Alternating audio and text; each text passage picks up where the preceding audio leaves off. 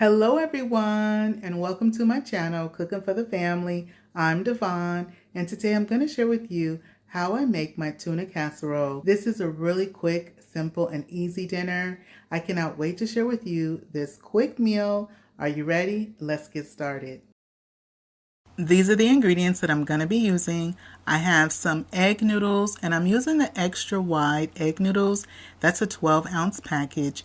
And in the description box below, I will have a list of all the ingredients that I'm using to make this classic tuna casserole. But I'm going to share with you and show you how I take those ingredients and put them together for this dinner tonight. So I have one carrot, and this is a medium-sized carrot. I've went on and washed, and I've also peeled my carrot. I'm going to go ahead and chop up my carrot. Now the carrot sizes, and with the also with the vegetables, you can use a variety of different vegetables. What's typical of the classic traditional tuna casserole is going to be carrots and peas. And my family doesn't care that much for peas, and so I actually leave it out sometimes when I make my casserole. Sometimes I put it in, and sometimes I leave it out. Today I'm leaving it out, and I'm going to substitute the peas for broccoli. So sometimes I'll put broccoli in the place of peas.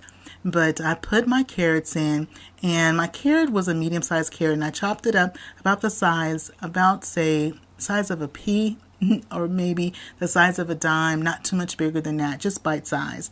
And then also I have 2 celery ribs, and so I go ahead and I also chop up my celery ribs and I get those together. And then with the broccoli, we're also going to be using some broccoli. So with the carrots, I want to have about a half of a cup up to about 3/4 of a cup. Okay, and then I also have my onion. I'm using a yellow onion. You can also use a white onion or a brown onion. You can use whatever onion that you happen to have on hand. I typically, though, will use a yellow onion when I'm making my tuna casserole or also my chicken casserole. And in the description box below, I'll put a link to my chicken casserole if you'd like to see how I put together and make my chicken casserole. So I went on and I cut up my onion. I chopped those up. And again, about that dime size or a little bit smaller than that. And this is 1 cup. So I like to have about 1 cup of onion. Not too much, because too much onion in the tuna casserole I found can kind of overpower the casserole. So about 1 cup is typically what I need. And now with the broccoli, I'm actually using some frozen broccoli florets.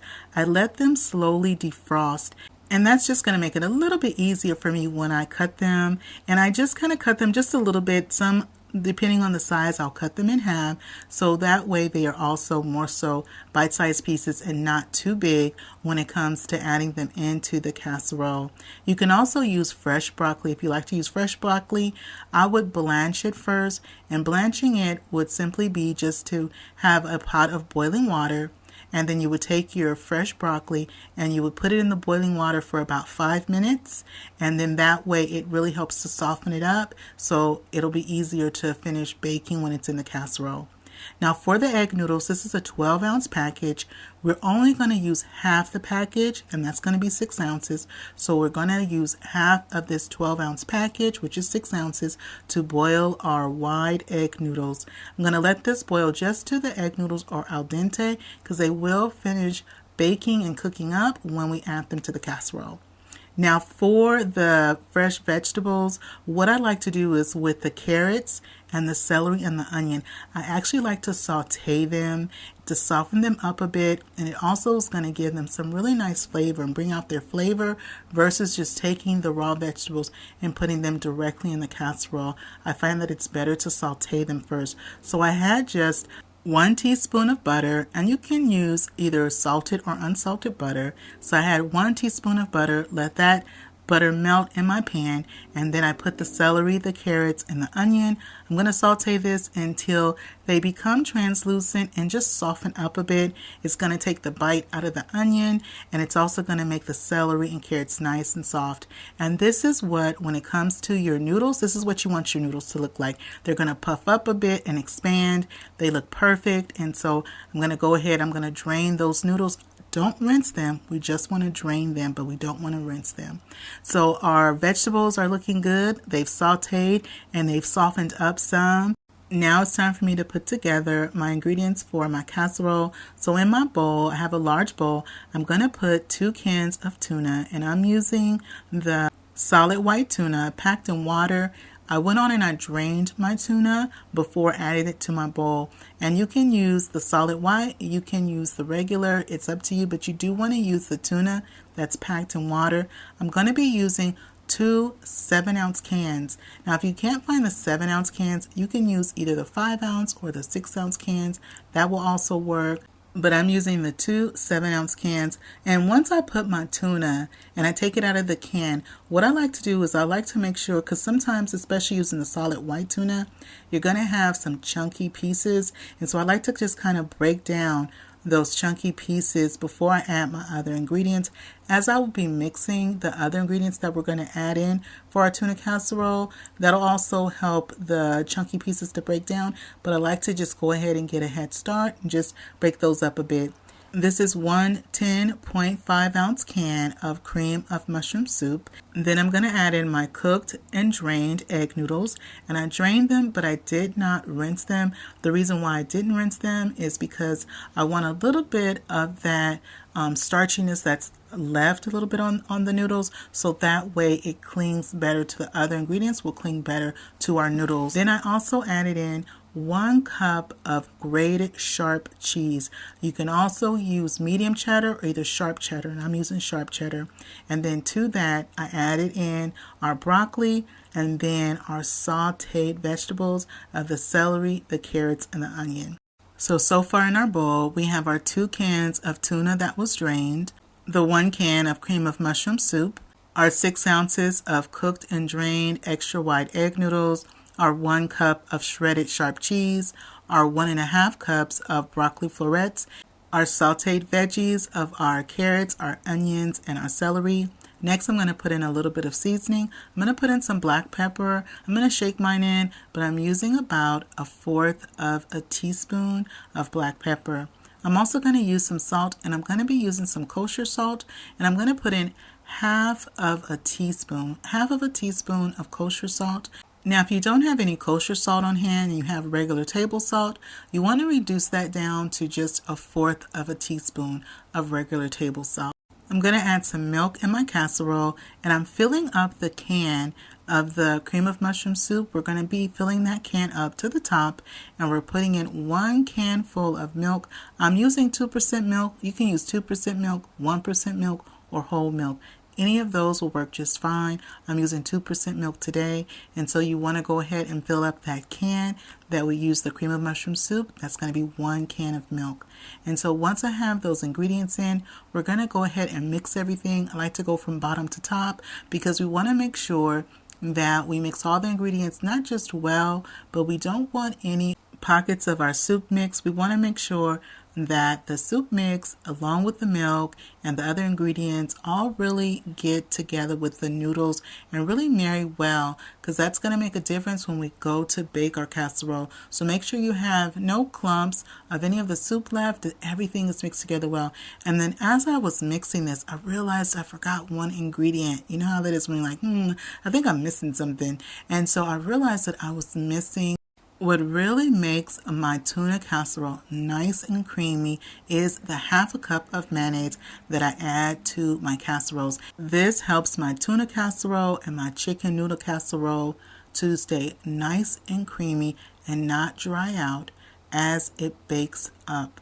And so it makes a big difference, that mayonnaise, adding that in there. And so I'm adding in 1/2 cup of real mayonnaise that we're going to add in. Once I add in the mayonnaise, then we're going to go ahead. I'm going to finish mixing and making sure that all the ingredients are blended in well. And as I am making this casserole, I just want to say, if you are new here, welcome in. And if you're a returner, welcome back. I love to share what I cook and bake for my family in my kitchen. I've learned to make wonderful, authentic Mexican dishes from my wonderful 5 sister-in-laws.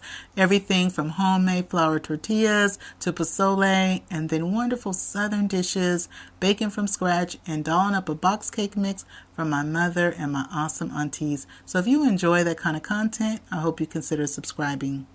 So I'm going to make a nice topping for my casserole. I'm going to be using some breadcrumbs. You can use plain breadcrumbs. I like to use these garlic and herb ones. So the garlic and herb breadcrumbs are what I'm going to be using. But if you don't have those on hand, you can definitely use just plain breadcrumbs.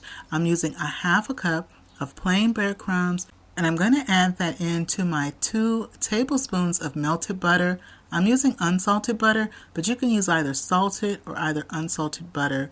And so I have the 2 tablespoons of melted butter and the half a cup of my garlic and herb breadcrumbs. I'm going to mix this until it goes from dry into looking like wet sand is what you're going to be looking for. Make sure that you just blend and just kind of mix it. And you see how it's going from that dry look to a nice like sand, like a wet sand look and texture. So once I have this all nice and blended, we're going to grab our casserole dish. Now for my casserole dish, I'm using my oval casserole dish, and I'm going to spread some nice softened butter, and this is just 1 tablespoon of softened butter. This is an 11 by 8 casserole dish, and it holds 3 quarts. You can also use a 13 by 9. If you don't have the oval dish, you can use a 13 by 9 casserole dish, and that's the rectangular one, which is typically also a 3-quart measurement. While we're getting our casserole together, I went on and I turned my oven on so it can start preheating. And my oven is preheating up to 350 degrees because we're going to be baking our casserole at 350 degrees. We're going to bake it for about 30 to 40 minutes. It's going to get nice and hot and bubbly because you want it nice, hot and bubbly in the center all the way out to the outside. And so to do that, you want to make sure that you're going to bake it at that 340 degrees. And we're not going to be putting any foil on top because we're having this wonderful topping that we're putting on. And so once I have my casserole and it's nice and even, I've evened it out in my dish, I'm going to put this topping on. Now if you don't want to use the garlic and herb, the breadcrumbs with the butter, if you don't want to use like a crunchy topping, you can always substitute this and put more cheese on top. And if you are going to put more cheese on top, you could go ahead and put anywhere from a half a cup of cheese up to a full cup of grated cheese, depending on your liking. And then if you're going to use cheese, you want to go ahead and put foil on top of your casserole. But with the crunchy topping, we don't need to put any foil on top. So my casserole has baked up in the oven, and it has baked for 35 minutes. It was nice, hot and bubbly. You also want to make sure that you test it in the center with a little fork to make sure that it is nice and hot in the center of your casserole. Well, I'm going to go ahead and serve us up some. And also in the description box below, I have a whole playlist of casseroles that I have made on my channel. And so I'd love to share that with you. And so you can check that out. In the description box under playlist, I'll have that for all of the casseroles that I've made. Well, it is looking good. It is nice and hot and it's smelling good. And then what I like to do is before I serve it, I like to usually let it sit for about 10 minutes or so. About 10 to 15 minutes, only because it's, hot out of the oven. So about 10, 15 minutes. And so this is what our casserole is looking like. I'm going to go ahead and give y'all the first bite. It is nice and it is creamy. And so I'm going to share this with you because the family is starting to filter in and everyone is ready for dinner. But I wanted to give y'all this first bite. I'm going to get a little bit of the broccoli on there and some carrots and the celery. I love putting these veggies in here. And it's just like a great way. Now you can also serve this with a salad as well. But go ahead and take your bite. Now I'm going to take my bite and see how we did. Oh my goodness. This casserole, you can just put this casserole together and you can double the recipe and make a really big casserole. You can make a nice big casserole if you're going to be feeding more people. This casserole here feeds about 6 people for sure because we always end up eating it. Actually, we end up having some leftovers, and so we can always take some for lunch the next day. Well, that is it for me today. I hope you enjoyed this recipe and spending time with me in my kitchen. If you're not subscribed, I invite you to hit that subscribe button. It is free to subscribe. And if you like this video, don't forget to show it some love. Give it a thumbs up and click share. And share this video with a friend or family. And don't forget to click that notification bell so you don't miss any time that I share what I'm cooking and baking in my kitchen. And you can come back and visit me again. And remember, it's always good when Dyvonne is cooking for the family. I'll see you on the next one. Bye-bye, everybody.